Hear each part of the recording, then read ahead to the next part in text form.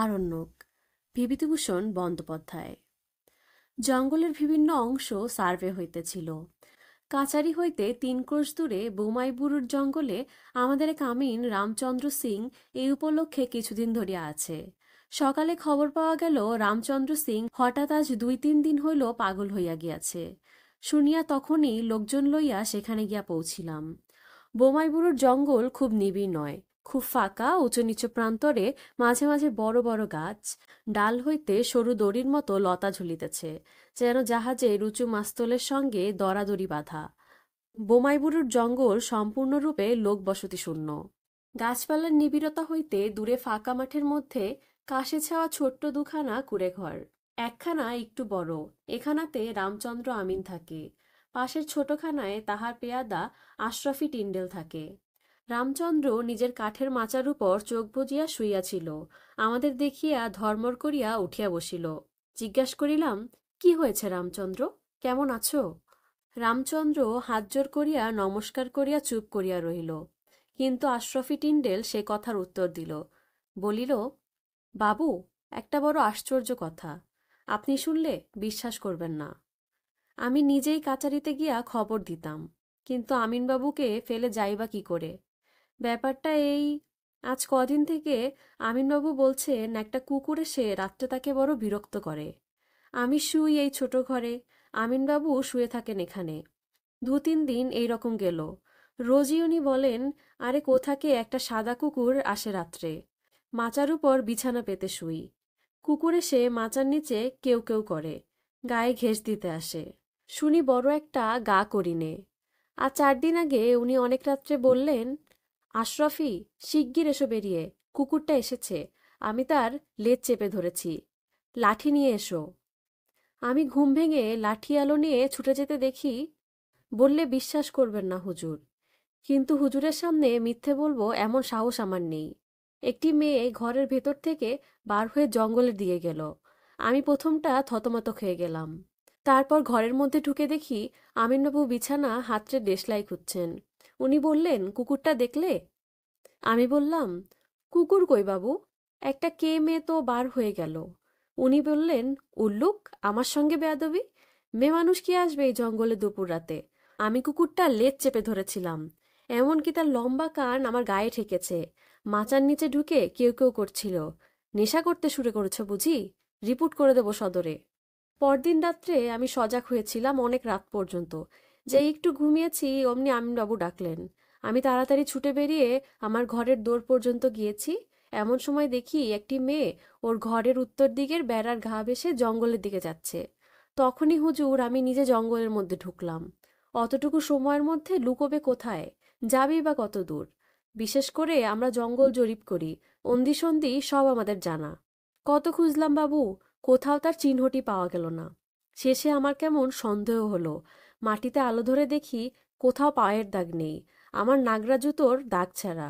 আমিনবাবুকে আমি এই কথা বললাম না সেদিন। একা ২টি প্রাণী থাকি এই ভীষণ জঙ্গলের মধ্যে হুজুর, ভয়ে আমার গায়ে কাঁটা দিয়ে উঠল। আর বোমাইবুড়ো জঙ্গলের একটু দুর্নামও শোনা ছিল। ঠাকুরদাদার মুখে শুনেছি বোমাইবুড়ো পাহাড়ের উপর ওই যে বটগাছটা দেখছেন দূরে, একবার তিনি পূর্ণিয়া থেকে কলাই বিক্রির টাকা নিয়ে জ্যোৎস্নারাত্রে ঘোড়ায় করে জঙ্গলের পথে ফিরছিলেন। ওই বটতলায় এসে দেখেন একদল অল্প বয়সী সুন্দরী মেয়ে হাত ধরাধরি করে জ্যোৎস্নার মধ্যে নাচছে। এদেশে বলে ওদের ডামাবানু, এক ধরনের জিনপরি, নির্জন জঙ্গলের মধ্যে থাকে, মানুষকে বেঘরে পেলে মেরেও ফেলে। হুজুর, পরদিন রাত্রে আমি নিজে আমিনবাবুর তাঁবুতে শুয়ে জেগে রইলাম সারা রাত। সারা রাত জেগে জরিপের থাকবন্দির হিসাব কষতে লাগলাম। বোধহয় শেষ রাত্রের দিকে একটু তন্দ্রা এসে থাকবে। হঠাৎ কাছেই কিসের একটা শব্দ শুনে মুখ তুলে চাইলাম। দেখি আমিন সাহেব ঘুমোচ্ছে ওর খাটে, আর খাটের নিচে কি একটা ঢুকেছে। মাথা নিচু করে খাটের নিচে দেখতে গিয়েই চমকে উঠলাম। আধ আলো আধ অন্ধকারে প্রথমটা মনে হলো একটি মেয়ে যেন গুটিসুটি মেরে খাটের তলায় বসে আমার দিকে হাসি মুখে চেয়ে আছে। স্পষ্ট দেখলাম হুজুর, আপনার পায়ে হাত দিয়ে বলতে পারি। এমনকি তার মাথায় বেশ কালো চুলের গোছা পর্যন্ত স্পষ্ট দেখেছি। লণ্ঠনটা ছিল যেখানটাতে বসে হিসেব করছিলাম সেখানে, হাত ৬-৭ দূরে। আরো ভালো করে দেখব বলে লণ্ঠনটা যেমন আনতে গিয়েছি, কি একটা প্রাণী ছুটে খাটের তলা থেকে বেরিয়ে পালাতে গেল। দোরের কাছে লণ্ঠনের আলোটা বাঁকাভাবে পড়েছিল। সেই আলোতে দেখলাম একটা বড় কুকুর, কিন্তু তার আগাগোড়া সাদা। হুজুর, কালোর চিহ্ন কোথাও নেই তার গায়ে। আমিন সাহেব জেগে বললেন, কি কি? বললাম, ও কিছু নয়, একটা শেয়াল কি কুকুর ঢুকেছিল ঘরে। আমিন সাহেব বললেন, কুকুর? কিরকম কুকুর? বললাম, সাদা কুকুর। আমিন সাহেব যেন একটা নিরাশ সুরে বললেন, সাদা ঠিক দেখেছ না কালো? বললাম, না, সাদাই হুজুর।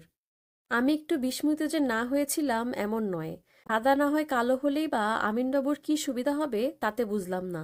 উনি ঘুমিয়ে পড়লেন, কিন্তু আমার যে কেমন একটা ভয় ও অস্বস্তি বোধ হলো, কিছুতেই চোখের পাতা বোঝাতে পারলাম না। খুব সকালে উঠে খাটের নিচটা একবার কি মনে করে ভালো করে খুঁজতে গিয়ে সেখানে একগাছা কালো চুল পেলাম। এই সে চুলও রেখেছে হুজুর, মেয়ে মানুষের মাথার চুল। কোথা থেকে এলো এ চুল? দিব্যি কালো কুচকুচে নরম চুল। কুকুর, বিশেষত সাদা কুকুরের গায়ে এত বড় নরম কালো চুল হয় না। এ হলো গত রবিবার, অর্থাৎ আজ 3 দিনের কথা। 3 দিন থেকে আমিন সাহেব তো একরকম উন্মাদ হয়েই উঠেছেন। আমার ভয় করছে হুজুর, এবার আমার পালা কি না তাই ভাবছি। গল্পটা বেশ আষাঢ়ে গোছের বটে।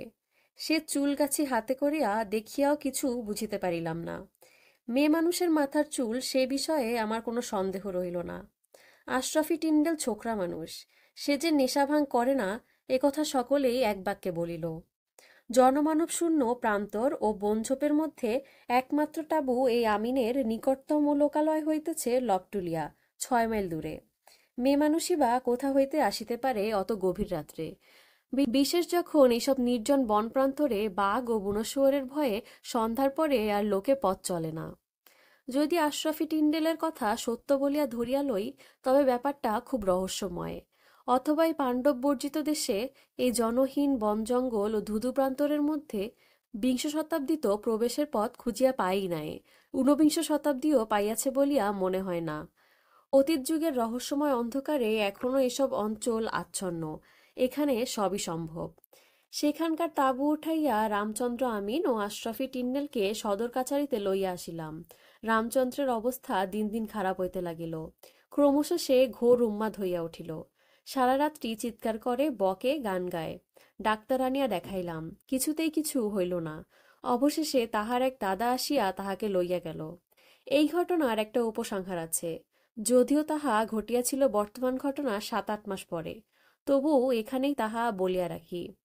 এই ঘটনার 6 মাস পরে চৈত্র মাসের দিকে 2টি লোক কাচারিতে আমার সঙ্গে দেখা করিল।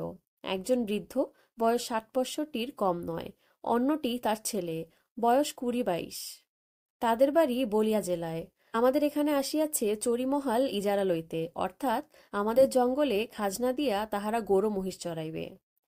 অন্য সব চড়িমহাল যখন বিলি হইয়া গিয়াছে, বোমাইবুড়োর জঙ্গলটা তখনও খালি পড়িয়াছিল। সেইটাই বন্দোবস্ত করিয়া দিলাম। বৃদ্ধ ছেলেকে লইয়া একদিন মহাল দেখিয়াও আসিল। খুব খুশি হইল। বলিল, খুব বড় বড় ঘাস হুজুর, বহুত আচ্ছা জঙ্গল। হুজুরের মেহেরবানি না হলে অমন জঙ্গল মিলিত না। রামচন্দ্র ও আশরাফি টিন্ডালের কথা তখন আমার মনে ছিল না। থাকিলেও বৃদ্ধের নিকট তাহা হয়তো বলিতাম না, কারণ ভয় পাইয়া সে ভাগিয়া গেলে জমিদারের লোকসান। স্থানীয় লোকেরা কেহই ও জঙ্গল ইজারা লইতে ঘেঁষে না, রামচন্দ্র আমিনের সেই ব্যাপারের পরে। মাসখানেক পরে বৈশাখের গোড়ায় একদিন বৃদ্ধ লোকটি কাচারিতে আসিয়া হাজির, মহা রাগদ ভাব। তার পিছে সেই ছেলেটি কাচুমাচুভাবে দাঁড়াইয়া। বলিলাম, কি ব্যাপার? বৃদ্ধ রাগে কাঁপিতে কাঁপিতে বলিল, এই বাদরটাকে নিয়ে এলাম হুজুরের কাছে দরবার করতে। ওকে আপনি পা থেকে খুলে 25 জুতো মারুন, ও জব্দ হয়ে যাক। কি হয়েছে কি? হুজুরের কাছে বলতে লজ্জা করে। এই বাদর এখানে এসে পর্যন্ত বিগড়ে যাচ্ছে। আমি 7-8 দিন প্রায় লক্ষ্য করছি। লজ্জা করে বলতে হুজুর, প্রায় মেয়ে মানুষ ঘর থেকে বের হয়ে যায়। একটা মাত্র খুপড়ি, হাত আষ্টেক লম্বা, ঘাসে ছাওয়া। ও আর আমি দুইজনে শুই। আমার চোখে ধুলো দিতে পারাও সোজা কথা নয়। 2 দিন যখন দেখলাম তখন ওকে জিজ্ঞেস করলাম। ও একেবারে গাছ থেকে পড়ল হুজুর। বলে, কই, আমি তো কিছুই জানি নে। আরো 2 দিন যখন দেখলাম তখন একদিন দিলাম আচ্ছা করে ওকে মার। চোখের সামনে বিগড়ে যাবে ছেলে।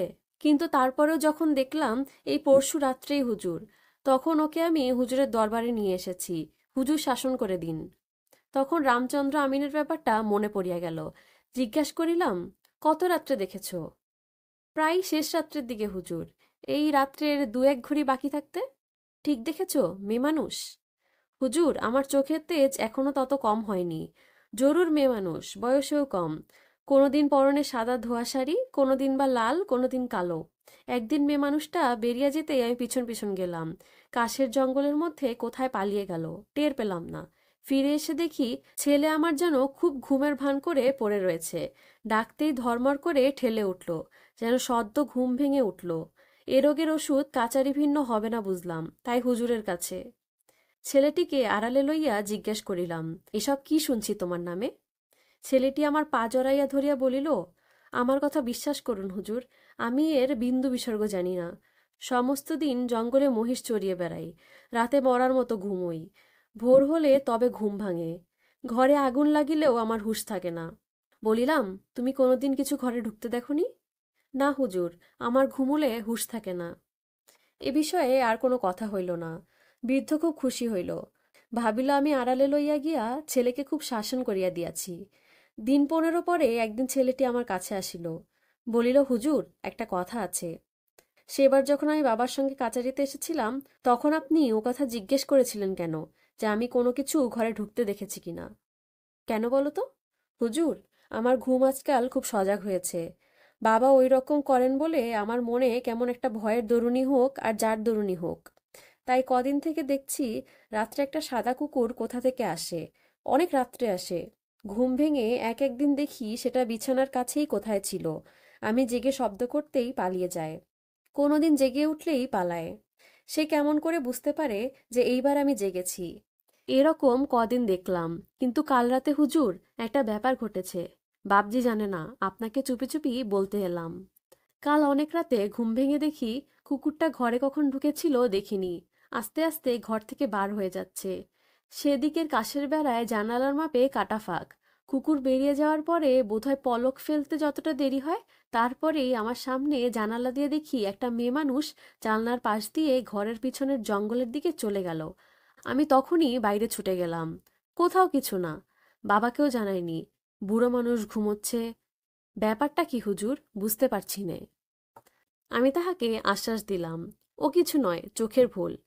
বলিলাম, যদি তাহাদের ওখানে থাকিতে ভয় করে, তাহারা কাচারিতে আসিয়া শুইতে পারে। ছেলেটি নিজের সাহসীনতায় বোধ করে কিঞ্চিত লজ্জিত হইয়া চলিয়া গেল। কিন্তু আমার অস্বস্তি দূর হইল না। ভাবিলাম, এইবার কিছু শুনিলে কাচারি হইতে 2 জন সেপাহী পাঠাইব রাত্রে, ওদের কাছে শুইবার জন্য। তখনও বুঝতে পারি নাই জিনিসটা কতটা সঙ্গীন। দুর্ঘটনা ঘটিয়া গেল অতি অকস্মাৎ এবং অতি অপ্রত্যাশিতভাবে। দিন 3 পরে সকালে সবে বিছানা ছাড়িয়া উঠিয়াছি। খবর পাইলাম কাল রাত্রে বোমাইবুরু জঙ্গলে বৃদ্ধ ইজারাদারের ছেলেটি মারা গিয়াছে। ঘোড়ায় চড়িয়া আমরা তখনই রওনা হইলাম। গিয়া দেখি তাহারা যে ঘরটাতে থাকিত, তাহারই পেছনে কাশ ও বনঝাও জঙ্গলে ছেলেটির মৃতদেহ তখনও পড়িয়া আছে। মুখে তাহার ভীষণ ভয় ও আতঙ্কের চিহ্ন। কি একটা বিভীষিকা দেখিয়া আতকাইয়া যেন মারা গিয়াছে। বৃদ্ধের মুখে শুনিলাম, শেষ রাত্রির দিকে উঠিয়া ছেলেকে সে বিছানায় না দেখিয়া তখনই লণ্ঠন ধরাইয়া খোঁজাখুঁজি আরম্ভ করে, কিন্তু ভোরের পূর্বে তাহার মৃতদেহ দেখিতে পাওয়া যায় নাই। মনে হয় সে হঠাৎ বিছানা হইতে উঠিয়া কোনো কিছুর অনুসরণ করিয়া বনের মধ্যে ঢোকে, কারণ মৃতদেহের কাছেই একটা মোটা লাঠি ও লণ্ঠন পড়িয়াছিল।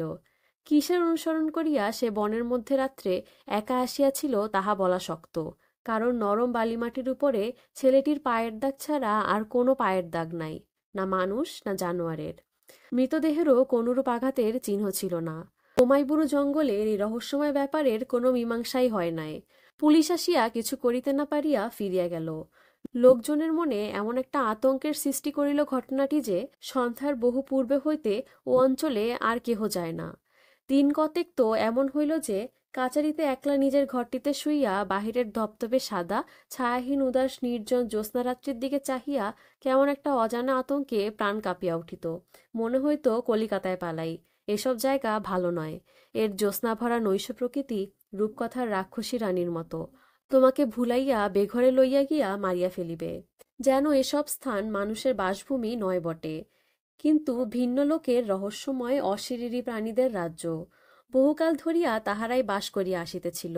আজ হঠাৎ তাদের সেই গোপন রাজ্যে মানুষের অনাধিকার প্রবেশ তাহারা পছন্দ করে নাই। সুযোগ পাইলেই প্রতিহিংসা লইতে ছাড়িবে না। প্রথম রাজুপারের সাথে যেদিন আলাপ হইল, সেদিনটা আমার বেশ মনে হয় আজও। কাচারিতে বসিয়া কাজ করিতেছি, একটি গৌরবর্ণ সুপুরুষ ব্রাহ্মণ আমাকে নমস্কার করিয়া দাঁড়াইল। তাহার বয়স 52-56 হইবে, কিন্তু তাহাকে বৃদ্ধ বলিলে ভুল করা হয়, কারণ তাহার মতো সুগঠিত দেহ বাংলাদেশে অনেক যুবকেরও নাই। কপালে তিলক, গায়ে একখানা সাদা চাদর, হাতে একটা ছোট্ট পুটুলি। আমার প্রশ্নের উত্তরে লোকটি বলিল, সে বহু দূর হইতে আসিতেছে, এখানে কিছু জমি বন্দোবস্ত লইয়া চাষ করিতে চায়।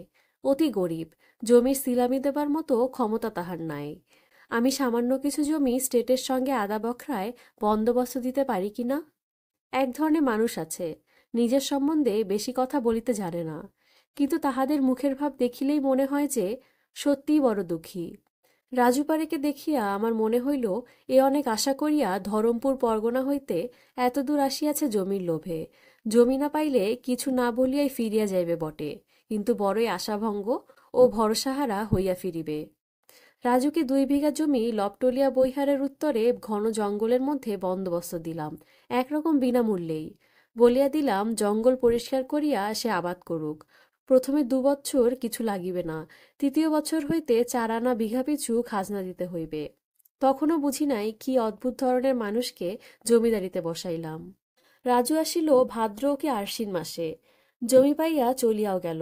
তাহার কথা বহু কাজের মধ্যে সম্পূর্ণরূপে ভুলিয়া গেলাম। পর বৎসর শীতের শেষে হঠাৎ একদিন লবটুলিয়া কাচারি হইতে ফিরিতেছি, দেখি একটি গাছতলায় কে বসিয়া একখানা বই পড়িতেছে। আমাকে দেখিয়া লোকটি বই মুড়িয়া তাড়াতাড়ি উঠিয়া দাঁড়াইল।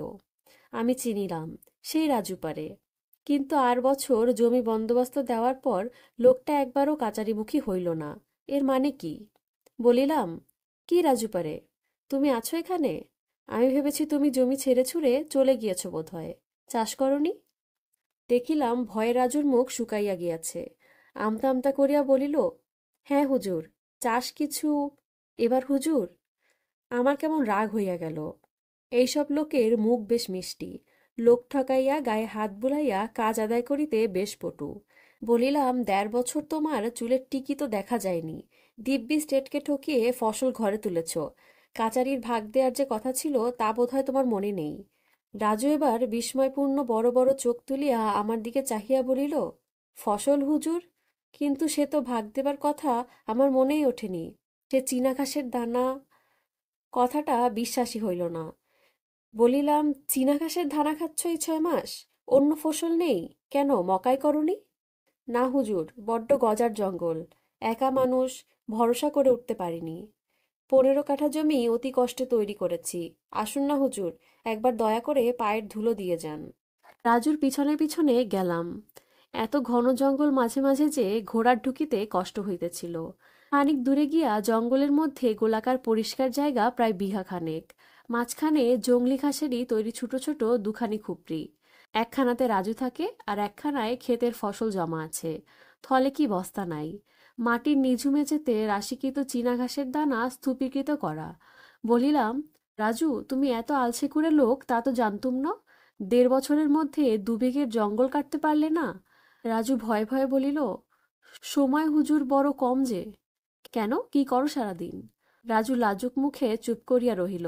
রাজুর বাসস্থান খুপড়ির মধ্যে জিনিসপত্রের বাহুল্য আদৌ নেই। একটা লোটা ছাড়া তেমন তৈজস চোখে পড়িল না।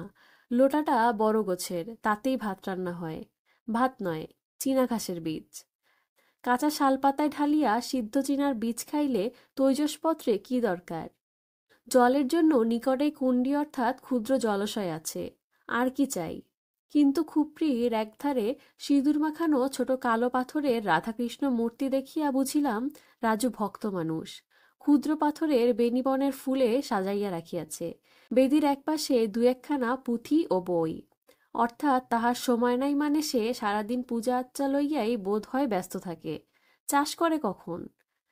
এই রাজুকে প্রথম বুঝিলাম। রাজু পারে হিন্দি লেখাপড়া জানে, সংস্কৃত সামান্য জানে, তাও সে সর্বদা পড়ে না। মাঝে মাঝে অবসর সময়ে গাছতলায় কি একখানা হিন্দি বই খুলিয়া একটু বসে। অধিকাংশ সময় দূরের আকাশ ও পাহাড়ের দিকে চাহিয়া চুপচাপ বসিয়া থাকে। একদিন দেখি একটা ছোট খাতায় খাগের কলমে বসিয়া কি লিখিতেছে। ব্যাপার কি, পারে কবিতাও লেখে নাকি? কিন্তু সে এতই লাজুক নীরব চাপা মানুষটি, তাহার নিকট হইতে কোনো কথা বাহির করিয়া লওয়া বড় কঠিন। নিজের সম্বন্ধে সে কিছুই বলিতে চায় না। একদিন জিজ্ঞেস করিলাম, পারেজি, তোমার বাড়িতে আর কে আছে? সবাই আছে হুজুর। আমার 3 ছেলে, 2 লেরকি, বিধবা বহিন। তাদের চলে কিসে? রাজু আকাশের দিকে হাত তুলিয়া বলিল, ভগবান চালাচ্ছেন। তাদের দুমুঠো খাওয়ানোর ব্যবস্থা করব বলেই তো হুজুরের আশ্রয়ে এসে জমি নিয়েছি। জমিটা তৈরি করে ফেলতে পারলে। কিন্তু 2 বিঘে জমির ফসলে অত বড় একটা সংসার চলবে? আর তাই বা তুমি উঠে পড়ে চেষ্টা করছো কই? রাজু কথার জবাব প্রথমটা দিল না। তারপর বলিল, জীবনের সময়টাই বড় কম হুজুর। জঙ্গল কাটতে গিয়ে কত কথা মনে পড়ে, বসে বসে ভাবি। এই যে বন জঙ্গল দেখছেন, বড় ভালো জায়গা। ফুলের দল কতকাল থেকে ফুটছে আর পাখি ডাকছে। বাতাসের সঙ্গে মিলে দেবতারা পৃথিবীর মাটিতে পা দেন এখানে। টাকার লোভ পাওনা দেনার কাজ যেখানে চলে, সেখানকার বাতাস বিষিয়ে ওঠে। সেখানে ওরা থাকেন না। কাজেই এখানে দা কুড়ুল হাতে করলেই দেবতারা এসে হাত থেকে কেড়ে নেয়। কানে চুপি চুপি এমন কথা বলেন, যাতে বিষয় সম্পত্তি থেকে মন অনেক দূরে চলে যায়। দেখিলাম রাজু কবি বটে, দার্শনিকও বটে। বলিলাম, কিন্তু রাজু, দেবতারা এমন কথা বলেন না যে বাড়িতে খরচ পাঠিও না, ছেলেপুলে উপোস করুক। ওসব কথাই নয় রাজু, কাজে লাগো, নইলে জমি কেড়ে নেব। আরো কয়েক মাস গেল। রাজুর ওখানে মাঝে মাঝে যাই। ওকে কি ভালোই লাগে। সেই গভীর নির্জনে লবটলিয়া বৈহারের জঙ্গলে একা ছোট একটা ঘাসের খুপড়িতে সে কেমন করিয়া দিনের পর দিন বাস করে, এ ভাবিয়া আমি উঠিতে পারি না। সত্যকার সাত্ত্বিক প্রকৃতির লোক রাজু। অন্য কোনো ফসল জন্মাইতে পারে নাই, চীনা ঘাসের দানা ছাড়া। 7-8 মাস হাসি মুখে তাই খাইয়া চালাইতেছে। কারো সঙ্গে দেখা হয় না, গল্পগুজবের লোক নাই। কিন্তু তাহাতেও ওর কিছু অসুবিধা হয় না, বেশ আছে। দুপুরে যখনই রাজুর জমির উপর দিয়া গিয়াছি, তখনই দুপুর রোদে ওকে জমিতে কাজ করিতে দেখিয়াছি। সন্ধ্যার দিকে ওকে প্রায় চুপ করিয়া হরতকি গাছটার তলে বসিয়া থাকিতে দেখিয়াছি। কোনোদিন হাতে খাতা থাকে, কোনোদিন থাকে না। একদিন বলিলাম, রাজু, আরো কিছু জমি তোমায় দিচ্ছি, বেশ করে চাষ করো। তোমার বাড়ির লোক না খেয়ে মরবে যে। রাজু অতি শান্ত প্রকৃতির লোক। তাহাকে কোনো কিছুই বুঝাইতে বেশ বেগ পাইতে হয় না। জমি সে লইল বটে, কিন্তু পরবর্তী 5-6 মাসের মধ্যে জমি পরিষ্কার করিয়া উঠিতে পারিল না। সকালে উঠিয়া তাহার পূজা ও গীতাপাঠ করিতে বেলা 10টা বাজে। তারপর কাজে বার হয়। ঘণ্টা 2 কাজ করিবার পরে রান্না খাওয়া করে। সারা দুপুরটা খাটে বিকাল 5টা পর্যন্ত। তারপরে আপন মনে গাছতলায় চুপ করিয়া বসিয়া কি ভাবে। সন্ধ্যার পরে আবার পূজাপাঠ আছে। সে বছর রাজু কিছু মকাই করিল। নিজে না খাইয়া সেগুলি সব দেশে পাঠাইয়া দিল। বড় ছেলে আসিয়া লইয়া গেল। কাছারিতে ছেলেটা দেখা করিতে আসিয়াছিল। তাহাকে ধমক দিয়া বলিলাম, বুড়ো বাপকে এই জঙ্গলে একা ফেলে রেখে বাড়িতে বসে দিব্যি ফুর্তি করছো? লজ্জা করে না? নিজেরা রোজগারের চেষ্টা করো না কেন? সেবার শুয়োরমারি বস্তিতে ভয়ানক কলেরা আরম্ভ হইল। কাচারিতে বসিয়া খবর পাইলাম। শুয়োরমারি আমাদের এলাকার মধ্যে নয়, এখান থেকে 8-10 ক্রোশ দূরে, কুশি ও কলবলিয়া নদীর ধারে। প্রতিদিন এত লোক মরিতে লাগিল যে কুশি নদীর জলে সর্বদা মরা ভাসিয়া যাইতেছে, দাহ করিবার ব্যবস্থা নাই। একদিন শুনিলাম রাজুপারে সেখানে চিকিৎসা করিতে বাহির হইয়াছে। রাজুপারে যে চিকিৎসক তাহা জানিতাম না। তবে আমি কিছুদিন হোমিওপ্যাথি ওষুধ নাড়াচাড়া করিয়াছিলাম বটে। ভাবিলাম, এসব ডাক্তার কবিরাজ শূন্য স্থানে দেখি যদি কিছু উপকার করিতে পারি। কাচারি হইতে আমার সঙ্গে আরো অনেকে গেল। গ্রামে পৌঁছিয়া রাজুপারের সঙ্গে দেখা হইল। সে একটা বাটুয়াতে শিকড় বাকড় জড়িবুটি লইয়া এবাড়ি ওবাড়ি রোগী দেখিয়া বেড়াইতেছে। আমায় নমস্কার করিয়া বলিল, হুজুর, আপনার বড্ড দয়া, আপনি এসেছেন, এবার লোকগুলো যদি বাঁচে। এমন ভাবটা দেখাইল যেন আমি জেলার সিভিল সার্জন কিংবা ডাক্তার গুবির চক্রবর্তী। সেই আমাকে সঙ্গে করিয়া গ্রামে রুগীদের বাড়ি বাড়ি ঘুরাইয়া লইয়া বেড়াইল। রাজু ওষুধ দেয়, সবই দেখিলাম ধারে। সারিয়া উঠিলে দাম দিবে, এই নাকি করার হইয়াছে। কি ভয়ানক দারিদ্র্যের মূর্তি কুটিরে কুটিরে। সবই খোলার কিংবা ঘরের বাড়ি, ছোট ছোট ঘর, জানালা নাই, আলো বাতাস ঢোকে না কোনো ঘরে। প্রায় সব ঘরেই 2-1টি রোগী, ঘরের মেঝেতে ময়লা বিছানায় শুইয়া। ডাক্তার নাই, ওষুধ নাই, পথ্য নাই। অবশ্য রাজু সাধ্যমতো চেষ্টা করিতেছে। না ডাকিলেও সব রোগীর কাছে গিয়া তাহার জড়িবুটির ওষুধ খাওয়াইয়াছে। একটা ছোট ছেলের রোগশয্যার পাশে বসিয়া কাল নাকি সারা রাত সেবাও করিয়াছে। কিন্তু মড়কের তাহাতে কিছুমাত্র উপশম দেখা যাইতেছে না, বরং বাড়িয়াই চলিয়াছে। রাজু আমায় ডাকিয়া একটা বাড়িতে লইয়া গেল।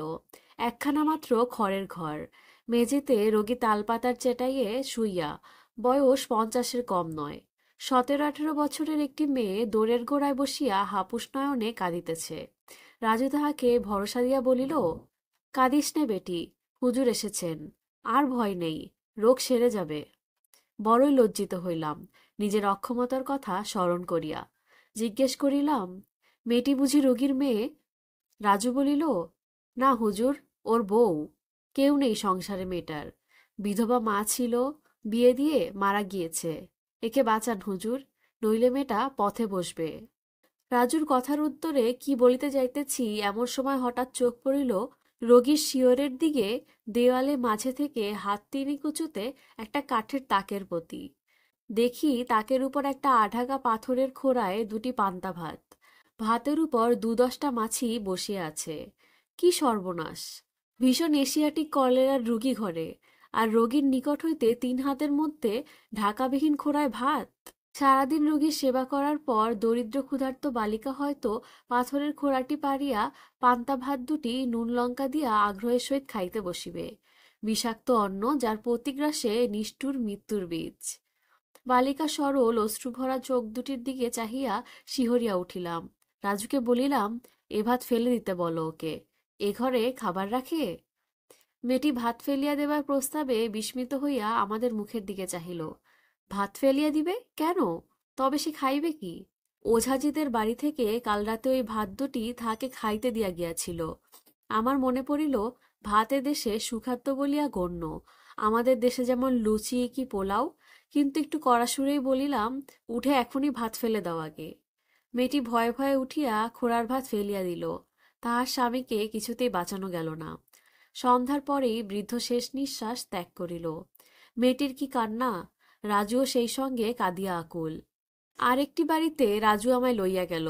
সেটা রাজুর এক দুঃসম্পর্কীয় শালার বাড়ি। এখানে প্রথম আসিয়া এই বাড়িতেই রাজু উঠিয়াছিল। খাওয়া দাওয়া এখানেই করিত।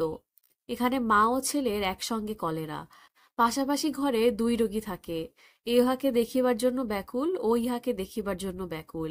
7-8 বছরের ছোট ছেলে। ছেলে প্রথমে মারা গেল, মাকে জানিতে দেওয়া হইল না। আমার হোমিওপ্যাথি ওষুধে মায়ের অবস্থা ভালো হইয়া দাঁড়াইতে লাগিল ক্রমশ। মা কেবলই ছেলের খবর নেয়। ও ঘরে ছেলের সারা শব্দ পাওয়া যাচ্ছে না কেন, কেমন আছে সে? আমরা বলি, তাকে ঘুমের ওষুধ দেওয়া হয়েছে, ঘুমুচ্ছে। চুপি চুপি ছেলের মৃতদেহ ঘর হইতে বাহির করা হইল। গ্রামের লোক স্বাস্থ্যের নিয়ম একেবারে জানে না। একটি মাত্র পুকুর, সেই পুকুরেই কাপড় কাচে, সেখানেই স্নান করে। স্নান করা আর জলপান করা যে একই কথা, ইহা কিছুতেই তাহাদের বুঝাইতে পারিলাম না। কত লোক কত লোককে ফেলিয়া পালাইয়া গিয়াছে। একটা ঘরের মধ্যে একটা রোগী দেখিলাম। সে বাড়িতে আর লোক নাই। রোগগ্রস্ত লোকটি ওই বাড়ির ঘর জামাই। স্ত্রী 8 বছর মারা গিয়াছে। তৎরাজ লোকটার অবস্থা খারাপ বলিয়াই হোক বা যে কারণেই হোক, শ্বশুরবাড়ির লোকে তাহাকে ফেলিয়া পলাইয়াছে। রাজু তাহাকে দিনরাত সেবা করিতে লাগিল। আমি ওষুধপত্রের ব্যবস্থা করিয়া দিলাম। লোকটা শেষ পর্যন্ত বাঁচিয়া গেল। বুঝিলাম, শ্বশুরবাড়ির অন্নদাস হিসেবে তাহার অদৃষ্টে এখনো অনেক দুঃখ আছে। রাজুকে থলি বাহির করিয়া চিকিৎসার মোট উপার্জন গণনা করিতে দেখিয়া জিজ্ঞেস করিলাম, কত হলো রাজু? রাজু গুনিয়া গাঁথিয়া বলিল, 1 টাকা 3 আনা। ইহাতেই সে বেশ খুশি হইয়াছে। এদেশের লোক একটা পয়সার মুখ খুব সহজে দেখিতে পায় না। 1 টাকা 3 আনা উপার্জন এখানে কম নহে। রাজুকে আজ 15-16 দিন ডাক্তারকে ডাক্তার, নার্সকে নার্স, কি খাটুনিটাই খাটিতে হইয়াছে। অনেক রাত্রে গ্রামের মধ্যে কান্নাকাটির রব শোনা গেল। আবার একজন মরিল। রাত্রে ঘুম হইল না। গ্রামের অনেকেই ঘুমায় নাই। ঘরের সামনে বড় বড় কাঠ জ্বালাইয়া আগুন করিয়া গন্ধক পোড়াইতেছে ও আগুনের চারিধার ঘিরিয়া বসিয়া গল্পগুজব করিতেছে। রোগের গল্প, মৃত্যুর গল্প ছাড়া ইহাদের মুখে অন্য কোনো কথা নাই। সকলেরই মুখে একটা ভয়, আতঙ্কের চিহ্ন পরিস্ফুট। দুপুর রাত্রে সংবাদ পাইলাম ওবেলার সেই সদ্য বিধবা বালিকাটির কলেরা হইয়াছে। গিয়া দেখিলাম তাহার স্বামীগৃহের পাশে এক বাড়ির গোয়ালে সে শুইয়া আছে। ভয়ে নিজের ঘরে আসিয়া শুইতে পারে নাই, অথচ তাহাকে কেহ স্থান দেয় নাই সে কলেরার রোগী ছুঁইয়াছিল বলিয়া। গোয়ালের এক পাশে কয়েকাটি গমের বিচালির উপর পুরনো চটপাতা, তাতেই বালিকা শুইয়া ছটফট করিতেছে। আমি ও রাজু বহু চেষ্টা করিলাম হতভাগিনীকে বাঁচাইবার। একটি লণ্ঠন একটু জল কোথাও পাওয়া যায় না। উঁকি মারিয়া কেহ দেখিতে পর্যন্ত আসিল না। আজকাল এমন আতঙ্কের সৃষ্টি হইয়াছে যে কলেরা কাহারও হইলে তাহার ত্রিসীমানায় লোক ঘেঁষে না। রাত ফর্সা হইল। রাজুর খুব নারী জ্ঞান। হাত দেখিয়া বলিল, এ হুজুর সুবিধা নয় গতিক। আমি আর কি করিব, নিজে ডাক্তার নই। স্যালাইন দিতে পারিলে হইতো। এ অঞ্চলে তেমন ডাক্তার কোথাও নাই। সকাল 9টায় বালিকা মারা গেল। আমরা না থাকিলে তাহার মৃতদেহ কেহ বাহির করিয়া আসিত কিনা সন্দেহ। আমাদের অনেক তদ্দৃঢ় অনুরোধে 2জন আহির চাষী বাঁশ লইয়া আসিয়া মৃতদেহ বাঁশের সাহায্যে ঠেলিতে ঠেলিতে নদীর দিকে লইয়া গেল। রাজু বলিল, বেঁচে গেল হুজুর। বিধবা বেয়া অবস্থায় তাতে ছেলে মানুষ কি খেত, কে ওকে দেখত? বলিলাম, তোমাদের দেশ বড় নিষ্ঠুর রাজু। আমার মনে কষ্ট রইয়া গেল। আমি তাহাকে তাহার মুখে রত স্বাদের ভাত দুটি খাইতে দেই নাই। নিস্তব্ধ দুপুরে দূরে মহালিখারূপের পাহাড় ও জঙ্গল অপূর্ব রহস্যময় দেখাইত। কতবার ভাবিয়াছি একবার গিয়া পাহাড়টা ঘুরিয়া দেখিয়া আসিব, কিন্তু সময় হইয়া ওঠে নাই। শুনিতাম মহালিখারূপের পাহাড় দুর্গম বনাকীর্ণ, শঙ্খচূড় সাপের আড্ডা, বনমোরগ দুষ্প্রাপ্য বন্য চন্দ্রমল্লিকা, বড় বড় ভাল্লুক ঝোড়ে ভর্তি। পাহাড়ের উপর জল নাই বলিয়া, বিশেষত ভীষণ শঙ্খচূড় সাপের ভয়ে এ অঞ্চলের কাঠুরিয়ারাও কখনো ওখানে যায় না। দিকচক্রবালে দীর্ঘ নীলরেখার মতো পরিদৃশ্যমানী পাহাড় ও বনদুপুরে বিকালের সন্ধ্যায় কত স্বপ্ন আনে মনে। একে তো এদিকের সারা অঞ্চলটাই আজকাল আমার কাছে পরীর দেশ বলিয়া মনে হয়। এর জ্যোৎস্না, এর বনবনানী, এর নির্জনতা, এর নীরব রহস্য, এর সৌন্দর্য, এর মানুষজন, পাখির ডাক, বন্য ফুলশোভা, সবই মনে হয় অদ্ভুত। মনে এমন এক গভীর শান্তি ও আনন্দ আনিয়া দেয়, জীবনে যাহা কোথাও কখনো পাই নাই। তার উপরে বেশি করিয়া অদ্ভুত লাগে ওই মহালিখারূপের শৈলমালা ও মোহনপুরা রিজার্ভ ফরেস্টের সীমারেখা। কি রূপলোক যে ইহারা ফুটাইয়া তোলে দুপুরে, বৈকালে, জ্যোৎস্নারাত্রে! কি উদাস চিন্তার সৃষ্টি করে মনে! একদিন পাহাড় দেখিব বলিয়া বাহির হইলাম।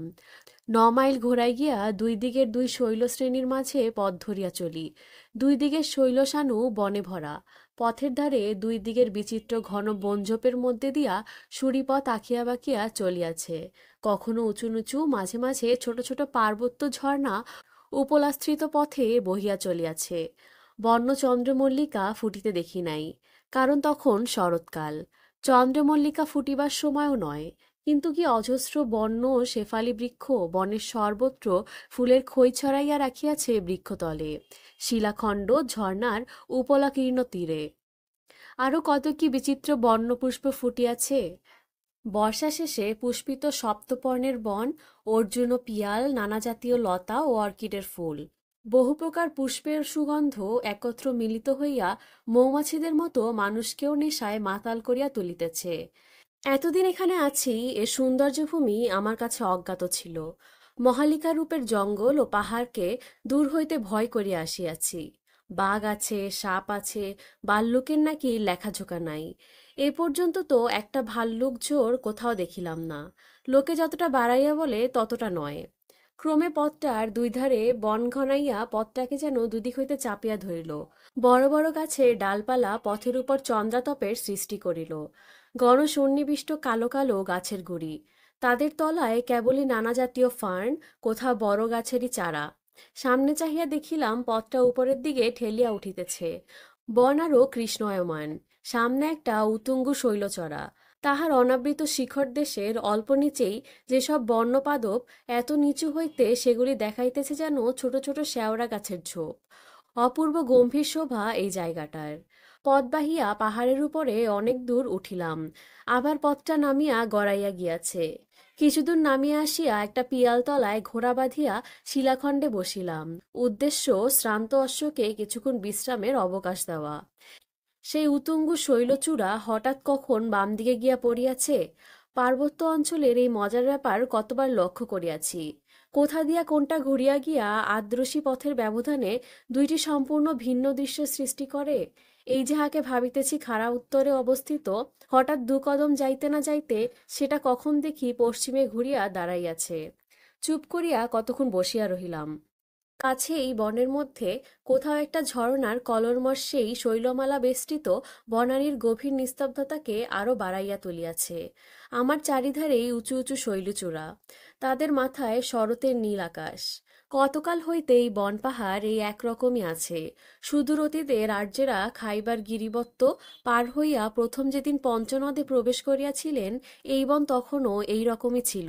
বুদ্ধদেব নববিবাহিতা তরুণী পত্নীকে ছাড়িয়া যে রাত্রে গোপনে গৃহত্যাগ করেন, সেই অতীত রাত্রিতে এই গিরিচূড়া গভীর রাত্রির চন্দ্রালোকে আজকালের মতোই হাসিত।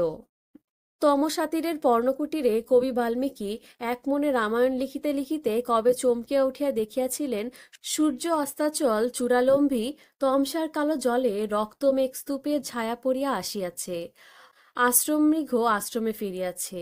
সেদিনটিতেও পশ্চিম দিগন্তের শেষ রাঙা আলোয় মহালিখারূপে শৈলচূড়া ঠিক এমনই অনুরঞ্জিত হইয়াছিল। আজ আমার চোখের সামনে ধীরে ধীরে যেমন হইয়া আসিতেছে।